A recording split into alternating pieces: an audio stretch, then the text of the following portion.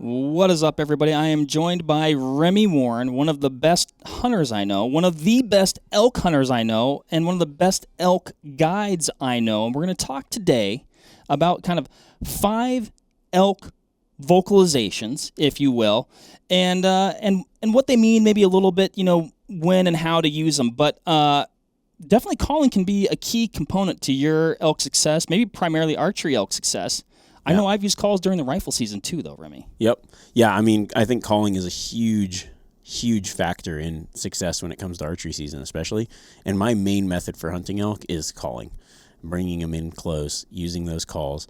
That's the funnest part about September, is being able to essentially converse with the elk and trick them into coming into your setup. So I think with these 5, we're going to go with like the most basic calls, and I'm using a diaphragm type call.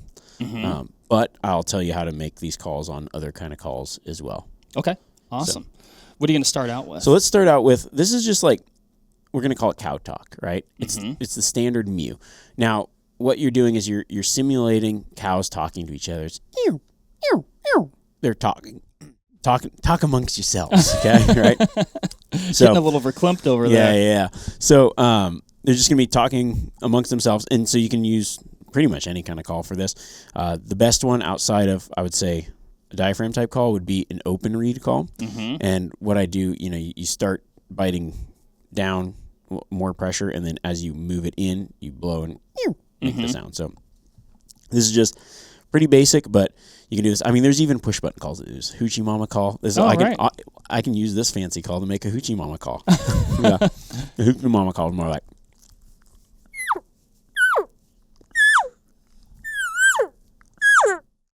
So we're just making that sound of like cows talking to each other. You can do 1, 2 mews, or you can do multiple cows talking to each other.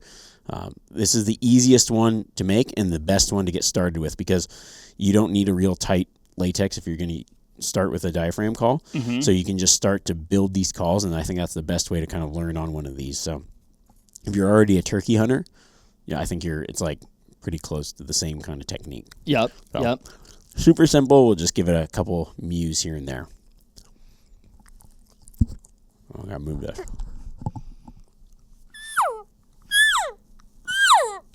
I use my hand a lot as much as the call, so I'll call in my hand and open the hand up and make different directions, so it sounds like multiple elk going different places. And that's kind of like, is that kind of just like a herd elk or small herd elk, and they're just kind of just casually, like, kind of keeping contact with each other, like pretty content, just like, moving through or feeding? Or is that, what are you trying to imitate there? Yeah, so you can use it in a bunch of different scenarios. So one scenario that I'll be imitating is, a herd of elk. Then maybe even a herd that is enticing to a bull. So during the rut, bulls are looking for cows. So if I go, hey, I'm a cow over here, we're creating this illusion that there's cow elk around, and that draws the bull in. Mm-hmm. And so you can use those cow calls depending on how the bull's reacting. If a bull is bugling to your cow calls, it's a very high likelihood you're going to call him in with cow calls. Okay. Just something to keep in the back of your mind. That's a hot tip. Now, when it comes to cow calls, one of my favorite cow calls is what I would call like a whine, or maybe an estrus whine. And it's not always this call. I mean, some people use it as like a quote it estrus whine, but you'll hear a lot of lead cows also make the sound later in the year. It's a more like drawn out cow sound. So first we were doing mews. Now we're going to do this whine type call. And I think this is the most efficient or effective cow call to drawing a bull to you. Okay. So it goes something like this. So it's more of a ew, like a high low, and you can get crazy with it. Like I've heard cows make this when they're actually in estrus, running down the mountain making this noise. So you can get creative with it. Sometimes you can use it in that form, and sometimes you can just use it as another form of cow talk and mix it in with those mews. So it goes like.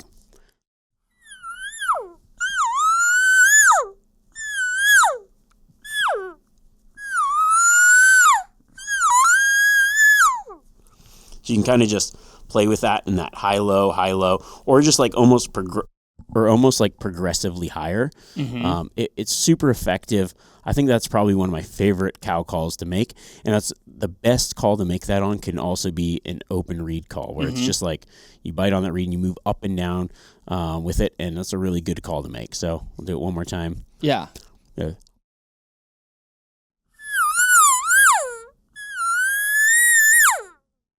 I mean, you can kind of hear like, and I don't know what it actually would be.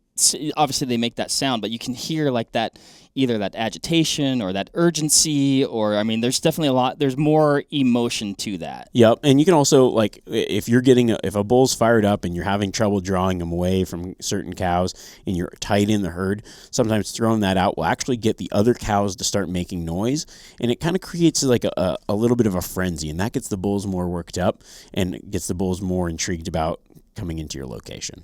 I like it. I'm going to use that one. I say now, the big bad calls are bull bugles. You don't like bugling bulls, do you? I love bugling bulls.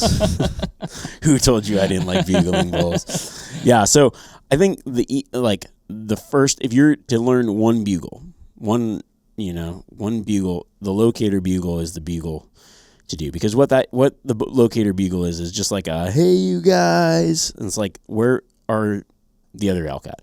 And I think a lot of people think of, you bugle, that locator bugle, and another bull bugles off, and I think many people think that, oh, the bulls are talking to each other, but I look at it more as the bulls are talking to cows. So I'm a lone bull, let's just pretend I'm a real elk and I'm walking in the woods and I let out a locator bugle, right?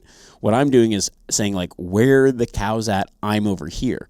But a bull across the canyon saying, well, I'm over here, right? They don't want all the cows to gravitate toward that bull, so they're actually calling toward the cows most of the time. Yeah, He's like, I don't care who else is calling back. So every time, that's why they're calling back and forth, because they're in the competition for those cows.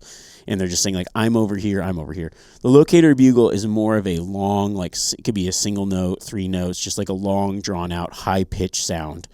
It's probably the easiest to do, and you really want that sound to travel. And, if you're just getting started, messing up on this call, you'll still get bulls to reply. Sometimes the worst calls that I've heard have been real bulls. So there you go. You can just play with it, but generally just a single note, long drawn out, high pitch. As you get out there, the more air you make, the louder you make it, the longer it travels, the more chance you have of hearing a bull back. And I would say the majority of this call isn't even how the call sounds, but where you're using the call at. Somewhere that the sound travels and you'll be able to hear a reply if they're actually replying. So gotcha. I'll give you a little bit of a locator call.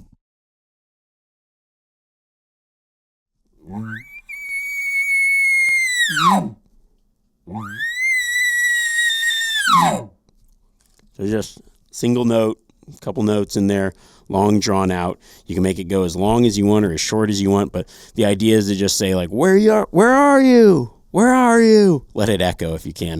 You can get that to broadcast across the valley and hopefully get another bull to say, where are you? Back at you. And then you go, I know where you are. Yeah, I know where you are. Now I'm going to move in. Which is, I mean, honestly, to me, like, I am not a pro elk hunter by any stretch of the imagination. It's like maybe I was like born to be a deer hunter or something like that. Like, I have lots of success deer hunting. I've hunted elk a lot, but like, I mean, the biggest thing though to me is just finding them, find them, and that sounds like a good call to do that. Yeah, the location call is like, that's the start of every hunt for me.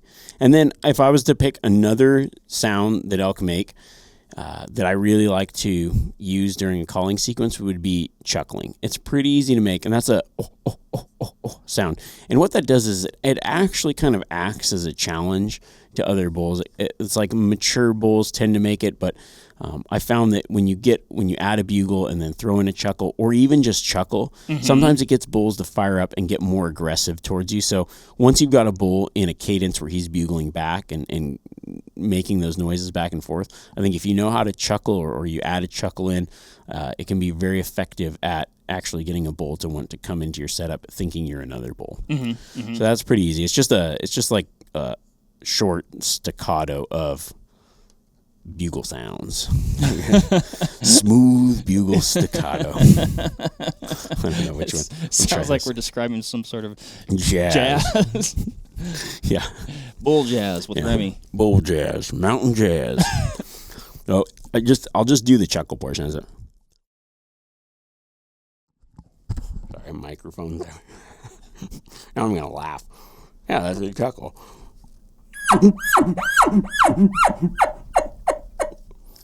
So it kind of has a pace to it, and then pitches out, like gets a little faster and a little lighter at the end. And you can play with it. You can add in. Sometimes I really like to add my extra like voice sound, like extra air at the end of it to really add that like mature bull dominance. Like, do not chuckle at me. And one fun thing to do is when a bull's chuckling, cut him off with another bugle. They hate when a bull's chuckling. He's like, "This is my chuckle. This makes this. I'm the big bull. You don't mess with me." And then you like jump in there and mess with his chuckle, and they don't like that. That makes them very insecure. Make the T-shirt. Don't mess with my chuckle. Don't mess with chuckles.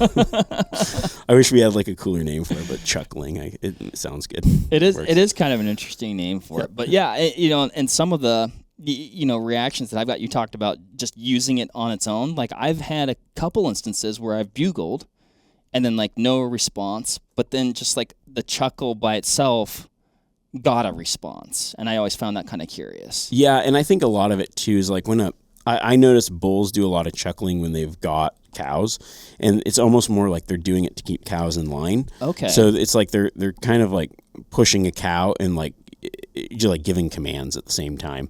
And I think that they'll do that, and then they kind of add that in as well as into a challenge type call where they're asserting their dominance to another bull that's challenging them, and they're like kind of doing it as a display to the other bull, but also a display to those cows. Like, I'm the man, I know how to sweet talk you and keep you in line, kind of thing.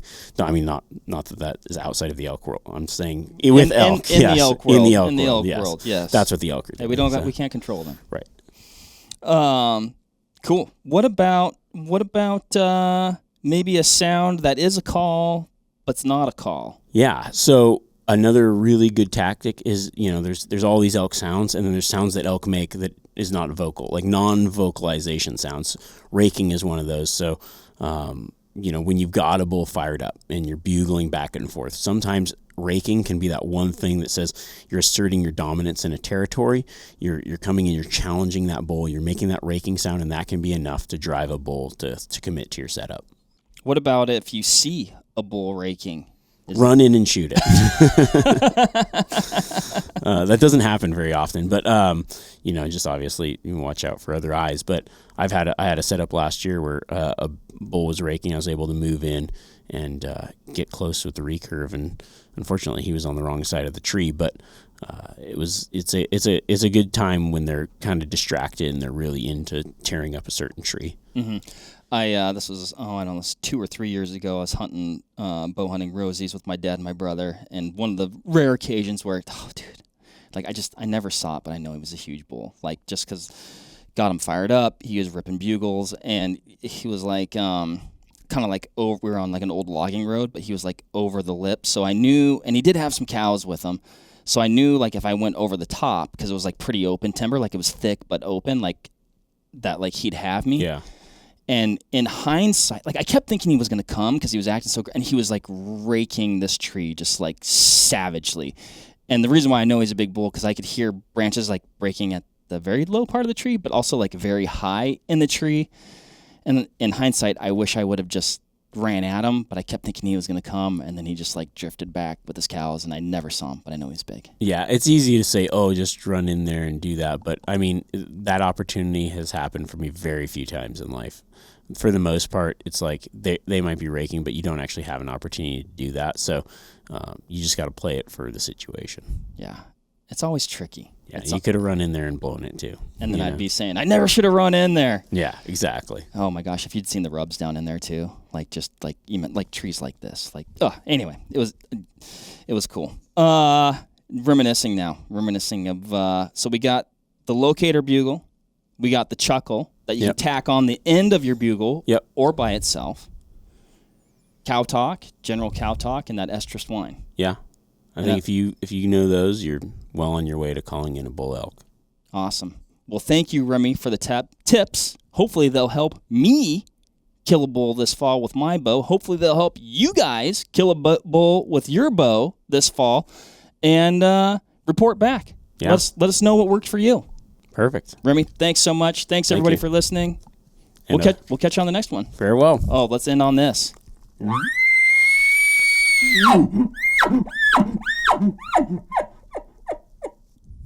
I'd be a dead elk. Running in. You got me. All right. Killer. All right, thanks everybody. Bye.